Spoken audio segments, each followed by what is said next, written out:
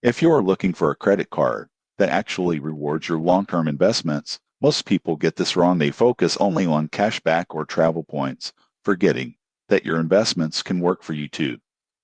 The Fidelity credit card is designed for investors who want every dollar spent to grow their wealth. Here's how it works. The Fidelity Rewards Visa Signature Card gives 2% cash back on every purchase, but the twist is that the rewards are deposited directly into your Fidelity account, whether it's a brokerage, IRA, or 401k account. This means your everyday spending contributes directly to your investment portfolio. There's no annual fee, no foreign transaction fee, and it reports to all three major credit bureaus, making it great for both rewards and credit building. Tips to maximize the Fidelity credit card. 1. Use it for all your regular purchases, groceries, gas, utilities, so every transaction adds to your investment growth. 2. Pay your balance in full each month to avoid interest, ensuring that all your rewards go straight into your portfolio. 3. Pair it with Fidelity's investment tools to watch your rewards compound over time, turning small everyday purchases into meaningful contributions. Who should consider this card? Anyone who invests or wants to start investing